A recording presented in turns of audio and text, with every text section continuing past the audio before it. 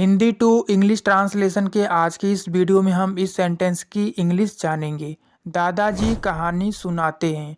तो चलिए हम इसे इंग्लिश में ट्रांसलेट करते हैं। अंत में सुनाते हैं। यदि सेंटेंस के अंत में क्रिया के साथ ता है, ती है, ते हैं आता है, इस तरह का सेंटेंस ट्रांसलेट होता है प्रेजेंट एंड डेफिनिट टेंस के नियम से। ये अफर्मेटिव है। प्रेजेंट एंड डेफिनिट टेंस के अफर्मेटिव सेंटेंस को इंग्लिश में ट्रांसलेट करने का स्ट्रक्चर होता है, पहले सब्जेक्ट है सेंटेंस का दादाजी। तो दादाजी को इंग्लिश में कहते हैं ग्रैंडफादर। उसके बाद हम लिखेंगे वर्ब इसमें सुनाते हैं। सुनना को इंग्लिश में लिसन कहते हैं, लेकिन सुनाने को इंग्लिश में कहते हैं नरेट। और सब्जेक्ट थर्ड पर्सन का सिंगुलर है, इसलिए इसके वर्ब में यस या यस लगाएंगे। तो नरेट के साथ यस लगाएंगे, नरेट्स। उसके बाद हम लिखेंगे ऑब्जेक्ट इसमें कहानी को इंग्लिश में स्टोरी कहते हैं, लेकिन ये प्रेजेंट एंड डेफिनिट टेंस का सेंटेंस है, इसलिए इसका ऑब्जेक्ट आप प्लूरल में लिख सकते हैं, यानी स्टोरी का प्लूरल स्टोरीज लिख सकते हैं।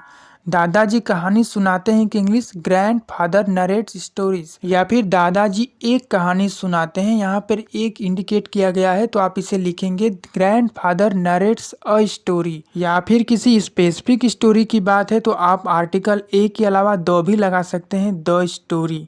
तो चलिए इस सेंटेंस से संबंधित कुछ और भी खास बातें समझ लेते हैं। जैसे इस सेंटेंस का वर्ब है सुनाते हैं, तो देखिए अभी हमने आपको बताया कि सुनाना को इंग्लिश में नरेट कहते हैं, लेकिन अगर सेंटेंस होता है कि दादाजी कहानी कहते हैं, तो देखिए सुनाना और कहने को इंग्लिश में आप टेल भी कह सकते हैं। ठीक है, टेल। ग्रैंडफादर टेल्स स्टोरीज, दादाजी कहानी सुनाते हैं, ग्रैंडफादर टेल्स स्टोरीज।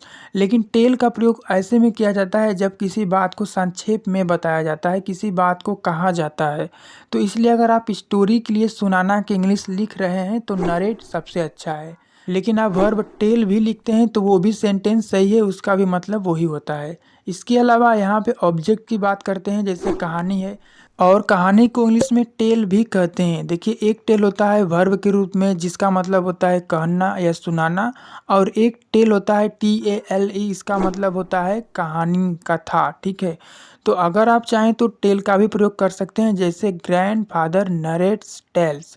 टेल और स्टोरी दोनों को इंग्लिश में कहानी कहते हैं, लेकिन इन दोनों में कुछ डिफरेंस होता है। जैसे कि देखिए स्टोरी का मतलब होता है ऐसी कहानी जो काल्पनिक हो या वास्तविक घटनाओं से संबंधित हो, या फिर कोई ऐसी कहानी जिसे वर्णन किया गया हो विस्तार से। और टेल का मतलब है कुछ ऐसी कहानियाँ जो काल्पनिक ही होती हैं, असंभव घटनाओं का वर्णन हो सकता है। एक तरह से आप कह सकते हैं फैंटेसी कहानियाँ हो सकती हैं। तो ये अंतर होता है। तो चलिए इस सेंटेंस का नेगेटिव और इंटरोगेटिव इंग्लिश भी जान लेते हैं। जैसे कि दादाजी कहानी नहीं सुनाते हैं, grandfather does not narrate stories. क्या दादाजी कहानी सुनाते हैं? तो ये क्या से स्टार्टिंग होने वाला इंटरोगेटिव सेंटेंस से पहले helping verb does grandfather narrate stories, does grandfather narrate stories. Present and definite के नेगेटिव इंटरोगेटिव सेंटेंसेस को इंग्लिश में ट्रांसलेट करने के लिए हेल्पिंग वर्ब डू या डज का प्रयोग करते हैं, और वर्ब का फर्स्ट फॉर्म ही रहता है, बेस फॉर्म ही रहता है। ठीक है, तो दोस्तों मिलते हैं इसी तरह के और भी हिंदी टू इंग्लिश ट्रांसलेशन के नेक्स्ट वीडियो में। तो चैनल पर नए हैं तो चैनल को सब्सक्राइब करें। Thanks for watching.